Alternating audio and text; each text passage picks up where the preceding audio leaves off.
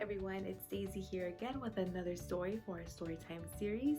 Today I'm going to be reading The Steadfast Tin Soldier. This is the first time I'm going to be reading this story, so I hope you enjoy it because I know I was really fascinated reading this story. So I hope you continue to stay safe and stay tuned for the rest of the story. Today we'll be reading The Steadfast Tin Soldier. Once there were 25 tin soldiers in a wooden box. Each was brave. Each was handsome and wore a smart blue uniform. But one soldier, Will, had only one leg. He had been made last, and the toy maker had run out of tin. But Will stood just as straight on his one leg as the others did on two, and he was just as brave and handsome. The soldiers were given to a boy on his birthday. He opened the box and stood them up in a straight row on the table. Will looked around and saw that he was in a nursery. There were many other toys in the room and a colorful box on the floor. On the far side of the table, he saw a castle made of paper. In the doorway of the castle stood a beautiful paper maiden. Will fell in love with her at once. The paper maiden, whose name was Alyssa, was a dancer. One arm was raised above her head, and one foot was lifted so high behind her that Will thought she had only one leg, just like him. She wore a short dress made of sky blue gauze with a blue ribbon on one sleeve.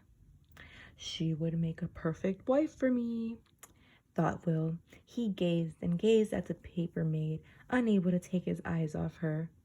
Evening came, and the boy put all the soldiers except Will back in the box.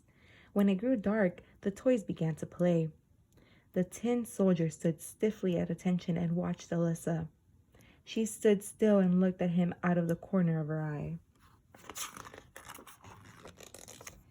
Suddenly, the lid flew off the colorful box and landed on the floor. Out popped an ugly, evil goblin. The goblin shrieked at the soldier, "Stop staring at the paper dancer!" But Will kept his eyes on her. "You'll pay for this!" screamed the goblin. The next morning, the boy took the soldier and stood him on the windsill. Suddenly, a gust of wind blew, probably caused by the goblin. Will fell out the window, and his hat stuck in the dirt between stones in the street below. Soon it began to rain. The rain came down so hard and fast that water ran in torrents down the street. Will bravely waited for the downpour to end. When it was over, two boys found a toy soldier. They made a paper boat, put Will in it, and floated him down a canal. The canal emptied into a dark tunnel. The waters were so swift that the paper boat whirled and tipped dangerously, but the tin soldier held fast and was very brave. How he wished the beautiful Alyssa could be here with him. Then he would have been happy. A big rat that lived in the tunnel loomed up beside the boat. "Where is your pass?" the rat demanded. "Give me your pass at once." The tin soldier remained still and steady. The rat swam fast after the boat, shrieking and slapping the water, but the boat whirled too fast in the current. Soon the rat was left behind. Will could hear the sound of the rat's voice fading as the boat whirled on. He let out a great sigh of relief. Will wondered what the goblin had in store for him next, and if he would ever see Alyssa again. The current grew stronger and stronger, pulling the boat along faster and faster. Just as Will began to see daylight at the end of the tunnel, he heard a terrible roar and splashing. Will's boat was heading straight for a waterfall. He knew the poor, soggy boat could never survive a waterfall, but there was no stopping the currents. He pulled himself up and stood more bravely than ever on his one leg. Once the soggy paper boat was caught in the rushing waterfall, it quickly filled with water and sank. "This must certainly be my end," thought the tin soldier as he plunged swiftly down into the whirlpool. "I will never again see the beautiful Alyssa, nor will I know how wonderful it would have been to watch her dance for me." Round and round he whirled. His shiny blue uniform caught the eye of a large fish swimming by. The fish stopped, looked Will over from head to toe, and then swallowed him in one gulp.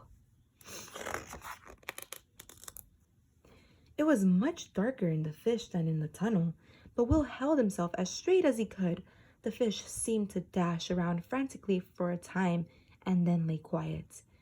After a long time, there was a flash like lightning, and Will saw daylight again. The fish had been caught on someone's hook. Now it was in the kitchen, and the cook was preparing it for dinner. "My goodness! Look at this old tin soldier inside of my fish!" exclaimed the cook. She pulled Will out, then wiped him off and brought him to the nursery. Will looked around and saw the box where his brothers were kept, the goblin's box on the floor, and the paper castle. His tin heart beat faster when he realized that he was home. The boy came into the nursery and looked at the tin soldier. "Where have you been?" the boy asked in an accusing tone. "You're damp and you smell like a fish." Suddenly, he opened the window and threw Will into the flower garden below. Will lay among the petunias and felt sad, but he stayed straight and brave. "The evil goblin must be very glad," he thought. Just then, a gentle wind blew over him, whispering softly. It blew through the house, caught up Alyssa, and blew her straight out the open window into the garden. With a graceful little flutter, the paper dancer landed next to Will among the petunias. They looked at each other with beating hearts and adoring eyes. Then they slid very close together. "Will you stay with me and be my wife?" Will asked. "Yes, forever and ever," she whispered. And that is just what she did. They were married soon after beneath the leaves of a low-growing plant, and the flowers danced over them, hiding them from all the world. The wind whispered softly, rustling the trees like music. Days and nights passed. The winds blew and rain and snow fell on the tin soldier and his bride, but the sun shone on them and dried them off. Sometimes a cat or dog or a bird, prowling through the flowers and bushes, would come upon Will and Alyssa. None ever made trouble, however, since no one knew what to make of the tin soldier and his paper doll. And so, Will and Alyssa were happy, for, aside from an occasional visitor, there was no evil goblin, no fat rat, no hungry fish to torment them. Sometimes, when the full moon shone through the branches above and the air was balmy and warm, the graceful Alyssa would dance for her husband, pirouetting in the gentle night breezes and dancing to music made by the wind in the trees. She always remained true to Will, as did the steadfast tin soldier to her. The end.